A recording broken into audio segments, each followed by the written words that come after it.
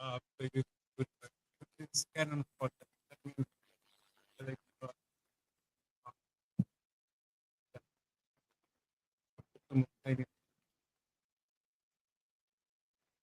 uh, congratulations to Arsenal. More mark. So getting the right what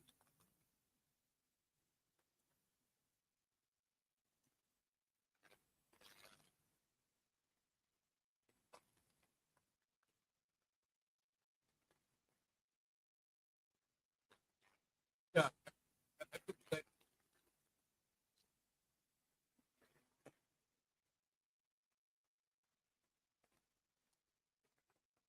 that it's going to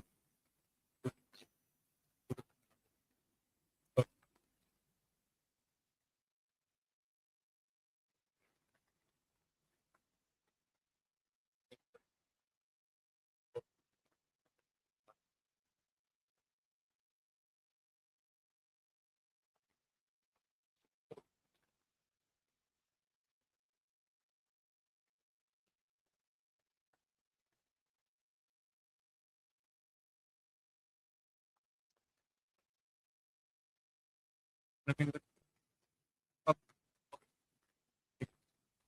last time in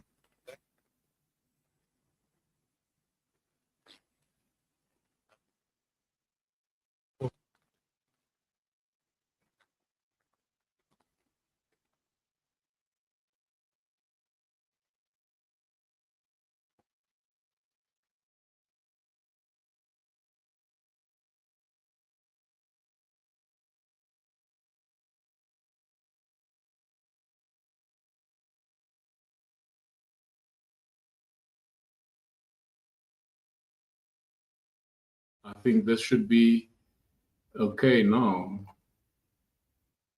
Yeah, there is some movement there. Looks like your mic was unplugged.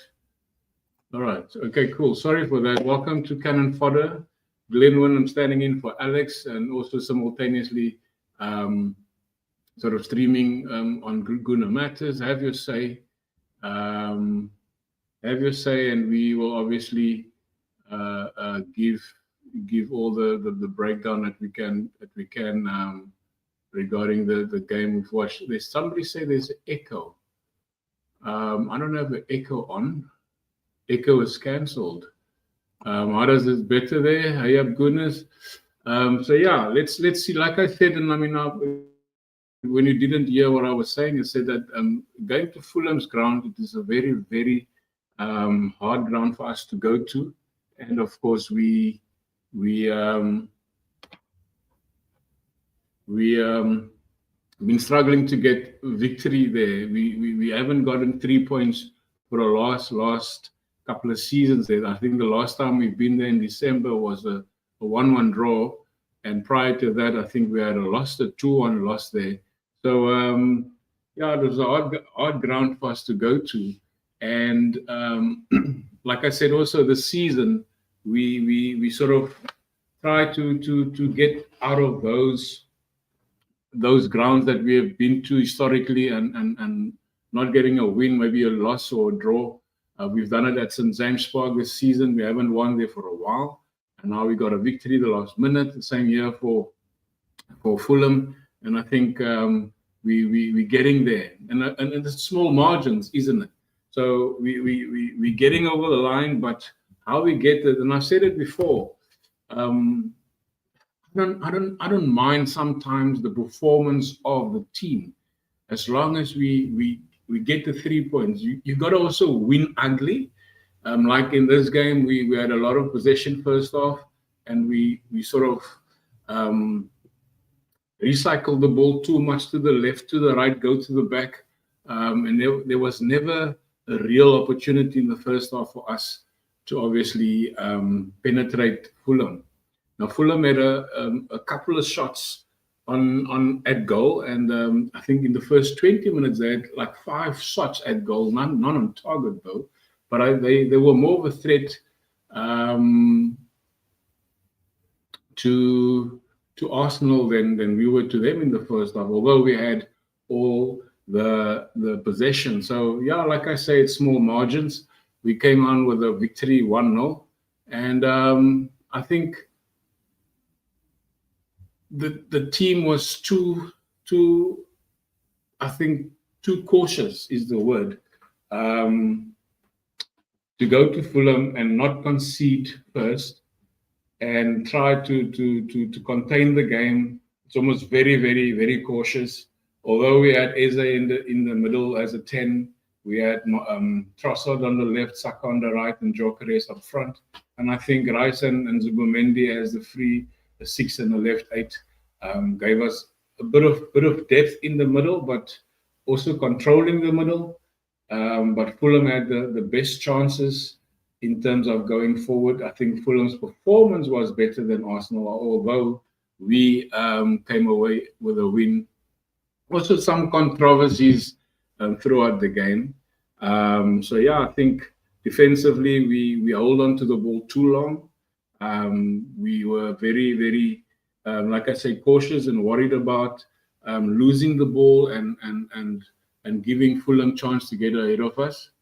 But yeah, and I think Arsenal going away, another victory on the belt, and I think we are 3 points clear of City now and 4 points clear of Liverpool, and so forth and so forth. And now we're going on. Now we're going to have to wait and see if Liverpool have that mentality, as many people say, to come back and bring that point clear from us again. So yeah, hit the like, people, at on Guna Matters and here on Cannon for the TV. Hit the like. I mean, there's 65 people in the stream. Hit the like. Let's vie for 70, 80, 100 likes. The more likes we get, the better. The better the shows, the channels will be previewed and reviewed and streamed on other people's channels. So yeah, thank you for being with us. So like I said, the defense the defense was too cautious, and I think Saliba keeping the ball too long, don't know what to do with the ball. And I think again the script from the manager came out to say that we have to sort of keep possession and not let Fulham come to our defensive third. But I think losing the ball in their half gave us a bit of pressure to go back, especially coming from international duty. You don't know what the training levels are. And the question that I've asked myself, is it a bit of international fatigue after the international break? So yeah, I mean, I think we're very cautious, and that's on the manager, and the manager were very scripted in the performance as it were.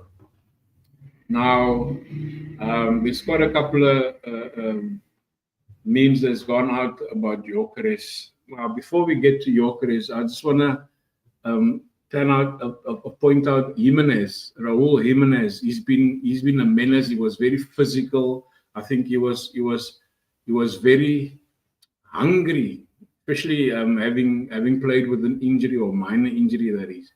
So he had more touches in our half. In the first 20-25 minutes, he was hungry. He was more mobile. He was more physical. He's given our defense more headaches, and that was the threat that we faced in facing Fulham's attack. Iwobi wasn't really the playmaker that he was in the second half. In the last 15 minutes, they really tried to push us, but they couldn't. So defense was very solid, but also very scripted, as I said before. Now to compare Gyökeres, his touches, I think he had 2 touches in that 20-25 minutes in the Fulham half, whereby again, like it just shows you how Fulham played in terms of getting their striker to create something for himself or to get on goal. Whereby our play was more of a recycling the ball to the left, recycling the ball to the middle, and recycling it back to the right. So there was no real threat until we got into behind Fulham's defense. Calafiori had a very beautiful strike at goal in the far corner goal, but it disallowed due to offside, and I think that was the only real chance there where we could break the line. I mean, it was 2 lines of 4 for Fulham in the low block, whereby two of their strikers or forwards really pressed us, and there were 2 lines of 4 whereby it was hard to break them down. Not even Eze. Eze for me had a very poor game. He gave the ball three times. He gave it away in the first 30 minutes. And just wanting to do a bit more, a bit too much from that center 10, whereby he lost the ball. They took on the break, and then obviously they couldn't do anything because Raya was very silent in this game. He was almost like a ghost, and Fulham had no real opportunity, shots on goal for that. So yeah, let's just go back to the comment section for the first time, and we see this is not going to be a very long show, people. This is going to be just a review and maybe recap on what I've seen, and maybe have a discussion on what was seen. Yeah, this came from Jason Kibudu. We are going to win Arsenal, and we're going to win Arsenal till all. That was 11 minutes past 5. That was way before the game started even. Well done to him. Okay, we can't hear about that. Is it echo? Hey, goodness, Ashley. Welcome, Ashley. Now we can hear you. We sorted that out. Still not impressed again. Yeah, this is what I mean, Ashley, by saying that we've been recycling the ball too much from left to right to the center. Ashley saying still not impressed again. All possession and only 1 goal, just like all previous seasons. But actually, to be fair, like I said, we haven't been very prolific at Fulham's ground, and going there to take 3 points also have to be something whereby we have to be not grateful, but we have to accept it, because haven't won at this ground for a long time. Cannon Fodder says, but I guess there are going to be games where the result is more important than performance. In this case, which I agree with, this is a very important game, and it's a big win for us. It might not seem in terms of the result, whereby we have 3-4, 5-0. We had to have a victory in this game because we wanted to put more pressure on the title contenders in Manchester City and in Liverpool. I mean, now Manchester City went top for an hour or so because of a goal difference, and they won against Everton today. But we had to step up. We couldn't have drawn this game. We had to win this game, and we had to obviously win this game, whether it's 1-0, whether it's 2-0, whether it's 6-0. We had to come out victorious in this game. And then we've done that. We've controlled the game. And although our performance wasn't the best, but we came away with the 3 points. And I think ugly 3 points, if that. It's a pleasure, Alex. Always available when I can. So yeah, it's a pleasure only for me. And also, again, hit the like, people.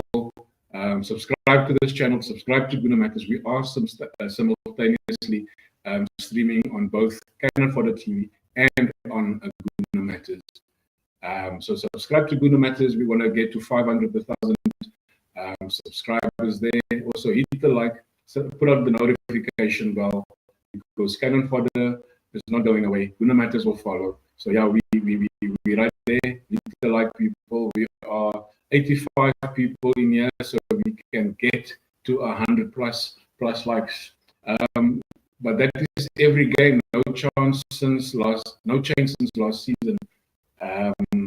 Each to his own, yeah, for sure. 47, we can get 30 likes. I'm greedy, Alex. I want 100 likes. There's more people here to give us 100 likes, but thank you for that. Jokeres again, no goal, second game. You missed from 5 feet. There's going to be a lot of criticism for him, isn't it? Because we bought the striker to obviously score.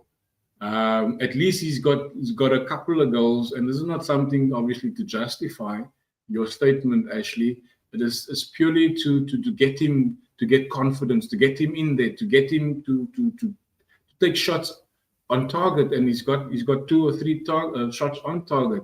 But I think it's more of a scripted performance whereby we had to really get the win more than getting a good performance from all the players.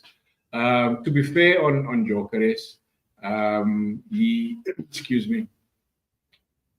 is willing to get in there, to get in the faces of the defenders. He's getting into the small little run bits. Slowly but surely, we're seeing the run. Saka is giving a very good through ball. Took a shot on target. It was our very first shot on target, first half. Eze gave him a couple of through balls. Rice. So he's getting there. And it's going to take time. People comparing him with Haaland and with Isak. Haaland is it's a machine on its own. He's a monster.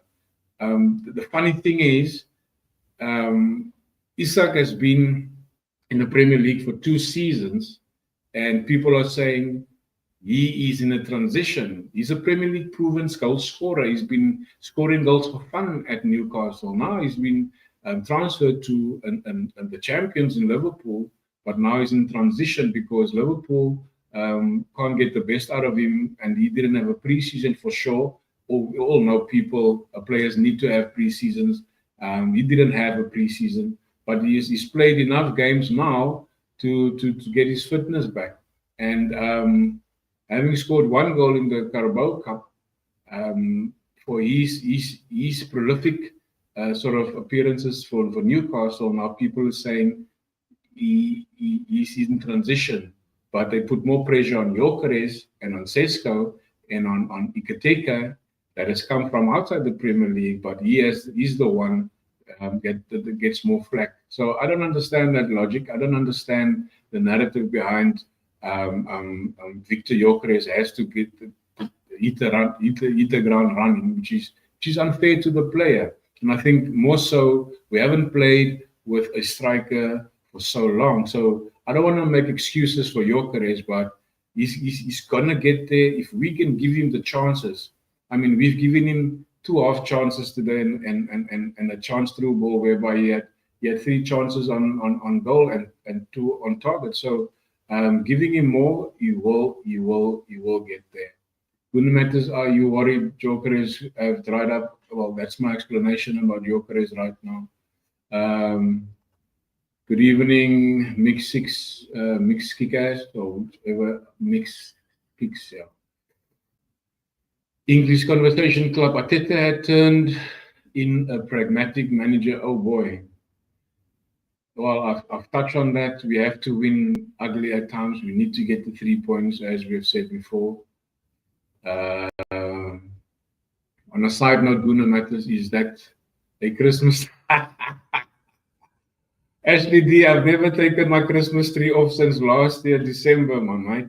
So yeah, the Christmas tree is there, ready to go up. Coming in end of November, it's going to be up quite early this year. So I've never taken it away, but a good sight there. Oh my goodie! I want to tell my wife that hey, this Christmas tree we must get somewhere else. Gunametas, are you using international break as an excuse? Not at all. That was a question I asked myself in saying, is there international fatigue? By the looks of it, it didn't look like that. The guys looked fit. They were for it. They were up for it. But it's just the scripted performance again from the manager, whereby I just asked the question because in the beginning we lost the ball for unnecessary reasons. There was no reason to lose ball. So I don't make an excuse for the international break. We really had to get this win under our belt, and we did. It was an ugly win, but the performance was just scripted, and that is where I just mentioned the international fatigue. It wasn't something for an excuse to be had, but it was just part of a sort of suggestion. It's just getting too gritty wins sometimes, but that is what you're gonna need, Nick Six. How many Arsenal players went out on international duty? Well, I've answered that. Rest in peace, Big Ange. 100 likes low. Yeah, I mean you gotta be greedy. No, we want people to get these views up, and let's see what's happening there. English Conversation Club. It's been said before. Gyökeres will only score against lower position teams, nothing more. And that is his history. He's had it before. In Portugal, he hasn't scored against the big teams. He only scored in the smaller, weaker teams, and which is also fair. I mean, is he going to be judged on scoring goals against the big stage? I think he will be judged, in my opinion, for scoring goals, whether it's against City, whether it's against Sunderland, or whether it's against Liverpool, or whether it's against Spurs. So at the end of the day, is the players just have to come good, have to score goals, evening Emerson, and get confident from there. I mean, three goals in 8 games is not a bad return. However, if he is given more service from our midfielders, then I'm sure um, he will come good. Yes, B. Yes, B. Yes, B. We've paid a lot of money for him. He needs to get going, Gunnar Matters. Of course, he needs to get going, but I'm just giving you scenarios of what is the narrative out there. We can't always be um, we can't always be on the same gravy train like our rival fans or the media, because he's going to be in the limelight, but you have to be also fair with the analysis and also sort of add some context to him. He's had the numbers, to be fair, in a league where there's no real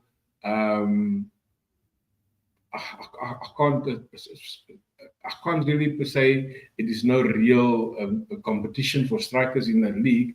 But to be fair to the Portuguese league, he scored a hell of a lot of goals. But this is something whereby we as fans, and especially Arsenal fans, we have to really start backing our team and our players.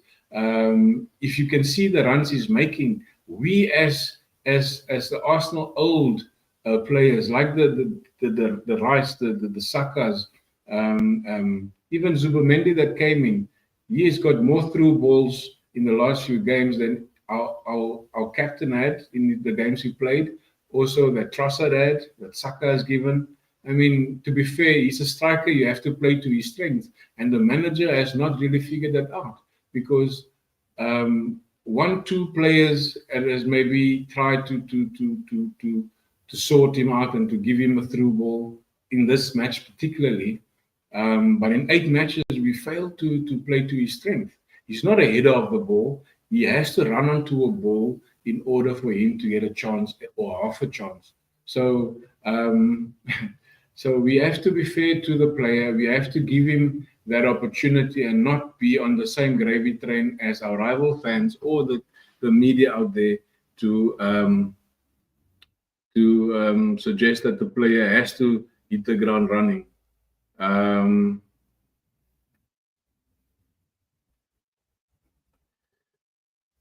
can you hear me properly? Because it has been said that my mic is cutting in and out. Just to be clear on that, just give me indication. Can you hear me properly? Is the echo gone? Am I coming? Am I going? And just to get some clarity on that. Well, there Emerson says English. We had 16 players on international duty. That is more than our squad starting 11. So yeah, let's continue with the review. We're not gonna be any longer than maybe 40 minutes. There was a controversial decision in the penalty. I'm not sure if was that a penalty for you. It took 4.5 minutes for VAR to check the clear and obvious situation of that penalty. Now, the penalty was given on-field. Referee has given the penalty, and it took them 4.5 minutes, 5 minutes to look at it. Yes, the player has touched the ball, but there's also a clip and an angle that showed that the player first nicked Saka's leg before he touched the ball. Again, it is overturned. We won the game. If we had drawn the game or lost the game, that would probably be a huge talking point. But we also have to be very very sure on what we comment on our analysis. For me, if it was the penalty, given that it was very soft, I thought at first it was outside the box, and I saw that that's no penalty. The first word that came out of my mouth is not a penalty, and the referee gave it. And when they saw it was on the line, small touch on both player and on the ball, for me, it's rightly not a penalty. And I think a lot of Arsenal fans is going to say again, this referee and the VAR is against us. It's not like that. I don't think there's an agenda against Arsenal or their players. It's our fans that's making this narrative and creating this notion about PGMOL is against Arsenal, and there's always something that goes against Arsenal. And yeah, I don't think that's true. And I think that the correct decision was made because of a slight touch on Saka before the ball was touched. So for me, it was a fair challenge, and it was something that obviously suggested every touch on the box is not a penalty. So the right call was made. So yeah. So people are saying there's so many ways that Arsenal can score goals. And yes, we're struggling to score goals from open play. And we've scored 7 goals from corners alone. That's not set pieces, from corners alone. 7 goals this season from corners alone. And I think if you're good at it, and Arne Slot has made a point yesterday that they've conceded about 40% of their goals through set pieces. And he said that the team is lying first now, has scored 60% of their goals. So him being second, a point behind us, doesn't deem him to be a bad start to the season, which is fair, and at his analysis.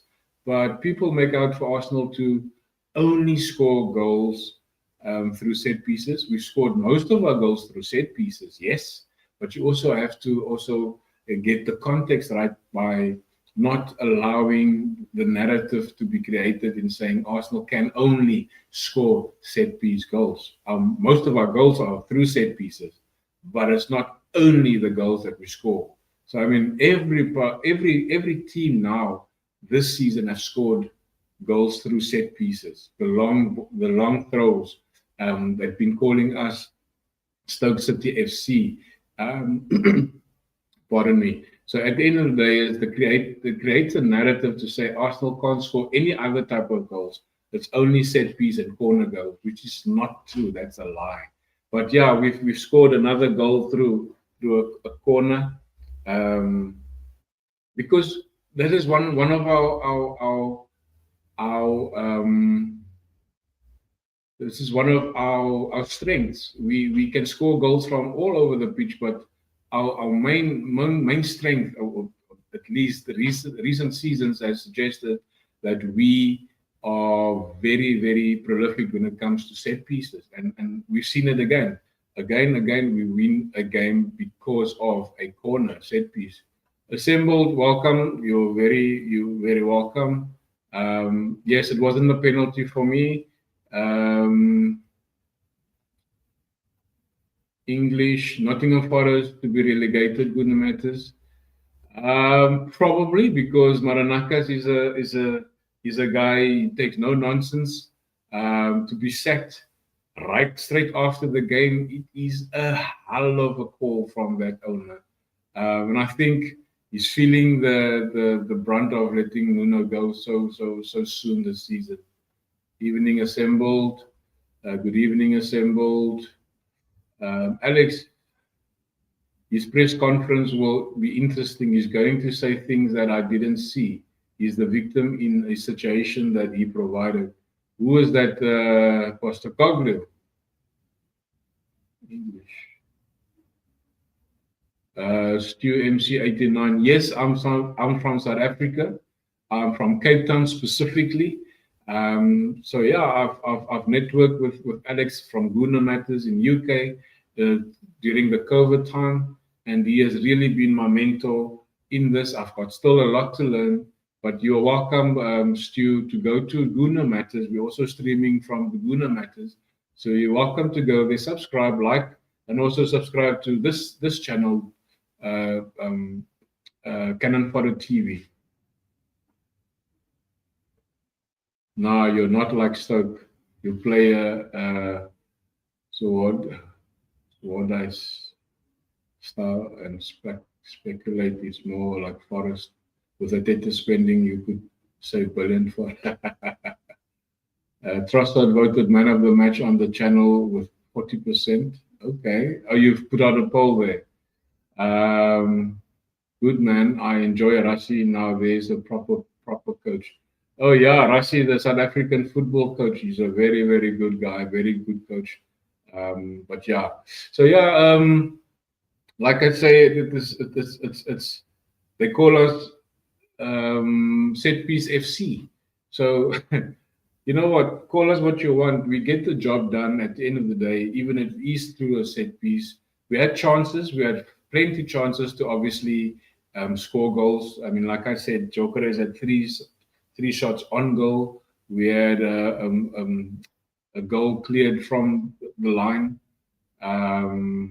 We had opportunities on set pieces again, but we left Fulham with not one shot on target. So we controlled the ball, we controlled the game, we recycled the game so many times, and I think Arteta has to really look at himself and say, why am I scripting performances in games whereby we have to kill games down? So Arteta has to really turn things around when it comes to a more organized team. And not that Fulham wasn't organized. Fulham really pressed us in terms of their defense. We couldn't penetrate them in most of the game. There was moments in the game whereby we could have gone through the lines, whereby the through balls we got through to Jokeres, but we didn't capitalize on those things. Defensively, we were very good, but also there were moments whereby Saliba and Gabriel were under pressure, and Timber in the beginning of the game, he wasn't at his own races. He lost the ball for unnecessary reasons. Calafiore was like a man on drugs.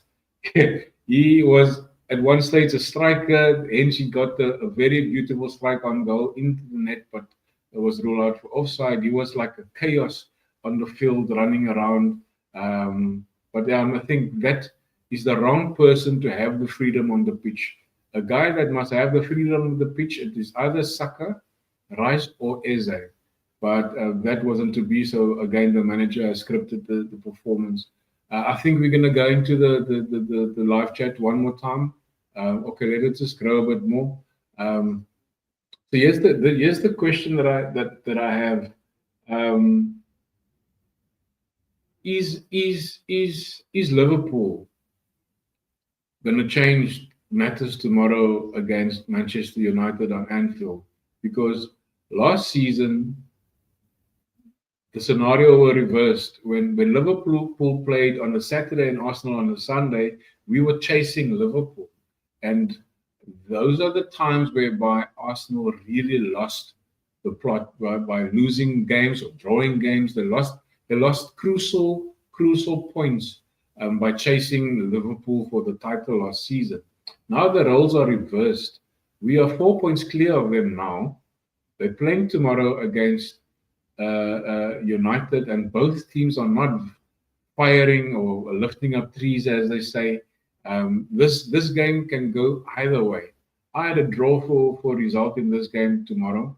Is Liverpool gonna show their mentality by winning Manchester United, and or should they lose or draw the game? What does it mean for the title race? So that's my question to you as an audience.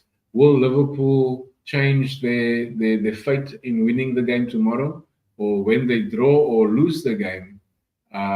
What does it mean for the title race? Because now City is second, Liverpool is third. City 3 points behind Arsenal, Liverpool 4 points behind Arsenal. But there's also a Chelsea that's growing and climbing the pardon me, the table. So that is a question there. And again, who was your man of the match? Alex just mentioned there was 40% that voted for Trossard to be man of the match. I think my man of the match was more of a defensive player, which is Zubomendi. I don't think he's put any foot wrong, other than being the script T from the manager because they had to recycle the ball too much from left to right and to the back line. There was no real threat. Um, he was probably the closest one for me to a man of the match performance, although nobody in that team deserved really a man of the match performance other than the goal scorer, which is probably fair on him. But it was a very, very flat performance from Arsenal. But I do think we needed the 3 points more than a good performance from Arsenal. So yeah, again, hit the like, people. Um, have your say in the comments below further, and Alex will obviously respond to that. I don't think there's going to be more of a comments, but let's go to the comments for the last time. Are you surprised by Gyökeres' current striking prowess after watching Aubameyang under this manager? Assembled, you probably missed it when I spoke about Gyökeres. I'm not surprised because he's not getting the service that he should get. We're not playing to his strength. I'm just gonna recap on it. He doesn't. Nobody's playing to his strengths. He's not a player that you got to header the ball, put the ball in the air, let him header it. No, he's a player that needs the ball on the ground whereby he can run onto. And then if we didn't figure that out in the next 2 or 3 games, he's going to become a frustrated figure. So the manager has the responsibility to talk to his midfielders, whether it's Eze, whether it's Saka, whether it's Trossard, Martinelli, or even Rice and Zubomendi. They have to play to the strengths of this forward player. Gyökeres, I'm not surprised that he's not scoring the goals, but it's purely because, and it's not to justify his performance. You can see he's working hard, he's holding up the ball, he's making the runs whereby he thinks that the ball can be played into that space for him in order to get on goal. So I think if we play to his strengths, he will come good. And that is just my opinion about it and how I sort of analyze it, because he makes beautiful runs in behind the strikers. But I mean, he's not getting the balls. I mean, 3 through balls today. and he had three shots on target. So if he gets more balls whereby he can run onto, he will score goals more. So if we can't play around his strength, we have to play to his strength. Such a good start to the season. What happens if Ateta wins? Nothing good matters. Well, we've been saying this for the longest time. He has to win something, but well, I will also say he has to win major trophies. But the scenario of him winning a FA Cup, a Carabao Cup, going to the finals of the Champions League, and end up 1 point behind the winners, I don't think he's going anywhere. I don't think he's going anywhere because now he's given you two trophies. He's gone as far as the finals in the Champions League, and he's lost by 1 point.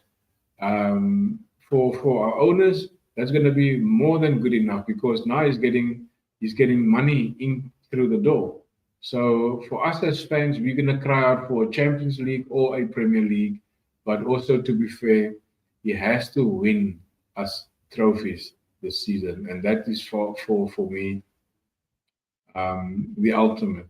But with the scenario that I've just mentioned, 1 point off the top at the last day of the season, two domestic trophies into the final of the Champions League.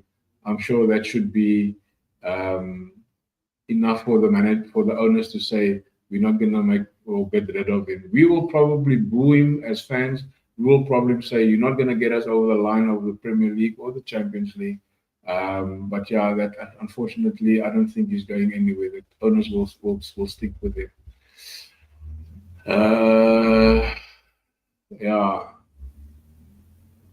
Emil Smith Rowe seems to have lost his first team place for Marco Silva. Was Ateta right to sell him? Goodness matters. If anybody knows my history with Emil Smith Rowe or my love for this player, um, I wanted him to be sold purely to get more game time.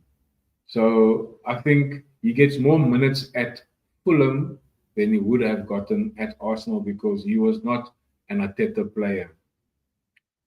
So yeah, I think um, he's hot and cold. He's a beautiful player, but also under the wrong manager. So he needs a guy like Oliver Glasner.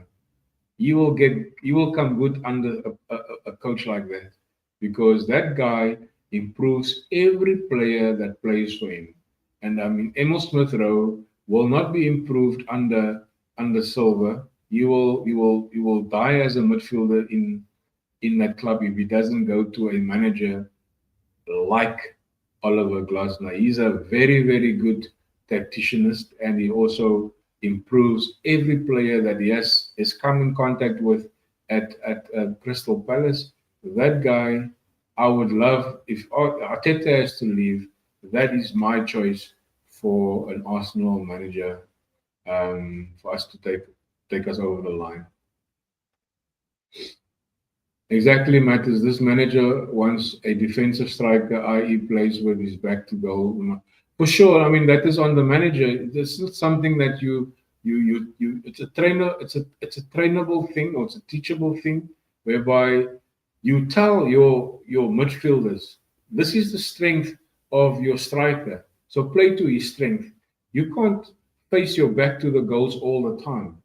I mean, every ball that Gyökeres gets to his feet, he's facing his own goals. But if you play the ball through the space, you will run on it and he will then take a shot. I mean, it happened 3 times today.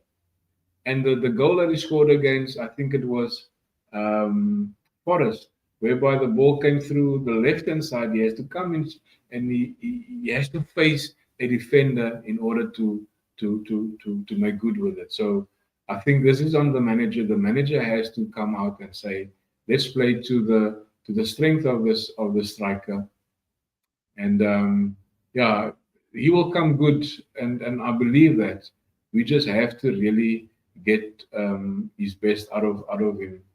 And I think, yeah, that is just for me the crux of the game. It was a very boring game, if I may say, but it was also a must-win game. Again, clean sheet, 1-0 to the Arsenal, and upwards and onwards we go to the next game. It's next week, at home against Crystal Palace, and I think that's going to be a hell of a game for Crystal Palace mentally, because midweek we're playing against Atletico Madrid in the Champions League, and they're playing Thursday night in the Conference League. And with such a thin squad like Fulham, not Fulham, Crystal Palace, it's going to be a real mental fight for the Crystal Palace player and manager to get the best out of them. For playing 3 days, after 3 days every game. So next weekend we're facing Crystal Palace at home, and Crystal Palace for me is a force to be dealt with. They are the dark horses also this season. I mean, they came from 2-0 down to draw the game 3-3. Beautiful performance, a good game, and I think they have the passion, they have the hunger, and they have the wanting of winning every game if they can. But it's going to be hard for them because they don't have the squad as deep as we have. But we have to win that game next weekend. We have to put more pressure on Liverpool and on City and on those who's following in the top four, top five, vying for this season's Premier League trophy. So thank you again for watching. Pardon me, Cannon Fodder, and also on the stream simultaneously with Guna Matters. And yeah, all the best to Arsenal on Tuesday night. I think it's Tuesday night at home to Atletico Madrid. And I think back to the drawing board, whereby this team is going to come to defend us, but we have to have our races and our paces and play to the strength of our striker in order to get over the line with maximum points there. Because now currently we're on 6 points, they're on 3 points. We have to win our home games. We have to win our home games. There's no two ways about it. In every way or form, we have to win our home games. Whether it is because after Atletico Madrid, we're gonna play away to Bayern Munich, and that's going to be also a very tough game for us because we've never gone there and won. Also, again, a tough ground to go to. So yeah, again, thank you for watching. Hit the like, people. Leave your comments in the comment section below. It's always good to talk about football, but we should not create narratives whereby we can't justify our own opinions on those narratives. We have to be contextually savvy, whereby if there's a narrative created, you have to add context to that narrative, whereby we can understand what you mean and why the things you say is the truth or even close to the truth. Arsenal will edge Palace, in my opinion. Great job, Gunnar Magnus. Thank you, Alex. And I'm gonna log off by saying this was Cannon Fodder, and thank you for watching. Cheers.